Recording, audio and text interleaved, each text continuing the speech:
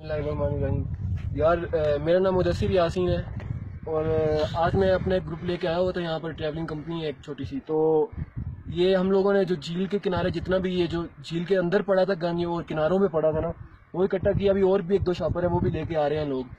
تو یار مجھے تو سمجھ نہیں آتی اس قوم کی مسئلہ ہے. اس قوم کے ساتھ یہ اس کا کتنا ویٹ ہے یار. اس بوتل کا ویٹ کتنا ہوتا ہے. اس کو بیگ میں گھسا کے واپس نہیں لے جا سکتے جہاں پر آئے جہاں سے آئے ہو تم لوگ. یہاں پر رتی گلی اور اس طرح کی خوبصورت جھیلوں پہ تم بریانیاں کھانے ہی آتے ہو صرف یا کڑھائیاں کھانے ہی آتے ہو.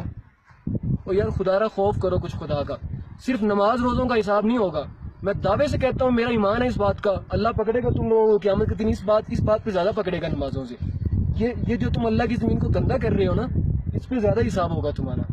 اس جگہ کا دیکھو یار کتنی خوبصورت جگہ ہے. اس جگہ کو تو دیکھو ایک دفعہ.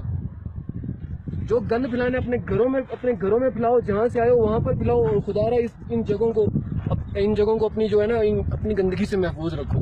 ابھی 2-3 دن پہلے میں دیکھ رہا تھا جاپان کے لوگ جو ہے جاپان کے پلیئرز وہ فٹ بال ورلڈ کپ میں میچ ہارنے کے بعد وہ فٹ بال کا اسٹیڈیم صاف کر رہے تھے اور جو ڈریسنگ روم تھا ان کا وہ بھی صاف کر کے گئے. وہاں پر بھی ایک کچرا نہیں تھا. قومیں ایسے نہیں بنتی. تبدیلی کی امید عمران خان سے لگائی ہوئی ہے اور جہل قوم کا یہ حال ہے کہ ان جگہوں کو صاف ہی نہیں کرتے. We are far away from becoming a nation like Japan. We are far away.